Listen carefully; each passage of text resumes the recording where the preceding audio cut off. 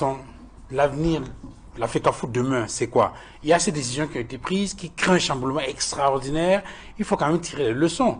De votre point de vue, comment il faut regarder l'avenir à la FECAFOOT aujourd'hui? Permettez-moi préalablement au fait de répondre à votre question, de soulever un élément que Maître Bissot a évoqué. Concernant le général Semengue, il y a eu un problème parallèle, peut-être qu'il a involontairement écarté. C'est que le général Semengue a bien sûr été approché, des propositions lui ont été faites, mais il y a eu de la part de ses proches des exigences particulières au niveau fédéral. C'est-à-dire les proches du général Semengue ont suggéré au président de la FECAFOOT et à son équipe d'avoir des postes beaucoup plus importants que ce qui pouvait leur être accordé. Voilà d'où part le premier problème.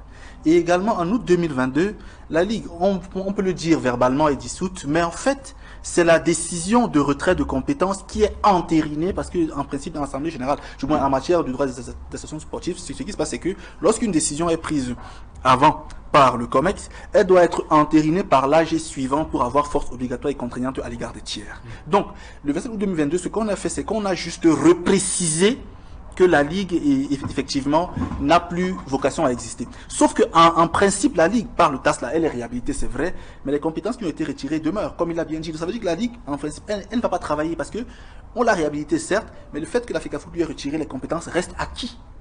Vous voyez, parce que cela a été décidé avant la d'août 2022. Donc, pour la solution maintenant, pour moi, il y a une seule solution à faire.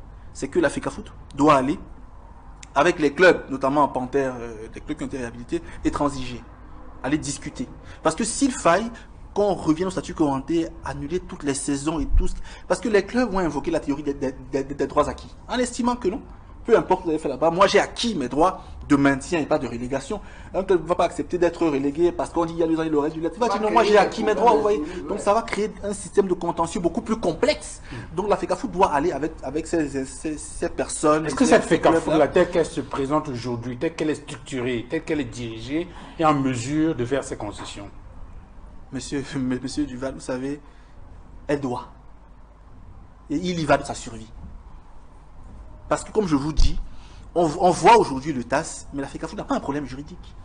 Non, ce sont des problèmes de personnes, des problèmes d'argent, des problèmes d'ego de positionnement politique. Donc la FECAFOOT doit aujourd'hui, le président Eto'o et son équipe doivent aller auprès de ceux qui ont été réhabilités pour discuter avec eux cette fois-ci. Parce que la FECAFOOT se meurt parce que c'est une affaire de mafia qui a mal tourné.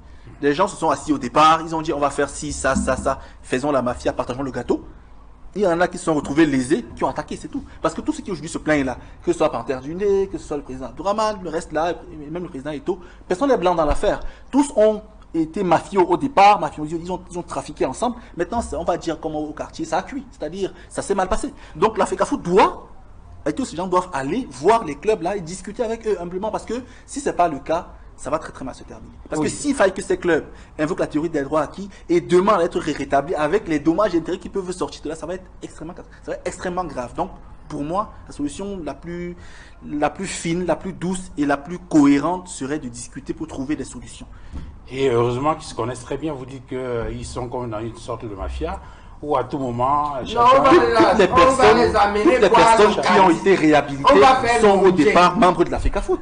Aucune ne vient de mon village. On va prendre les notabilités traditionnelles. Ils vont voir le mon village, c'est au Cameroun. Ce sont des gens qui se connaissent. Donc, ils ont tous membres de la fédération, ils doivent venir discuter et trouver des solutions ensemble. S'ils ne le font pas, ça va créer beaucoup de problèmes. D'accord.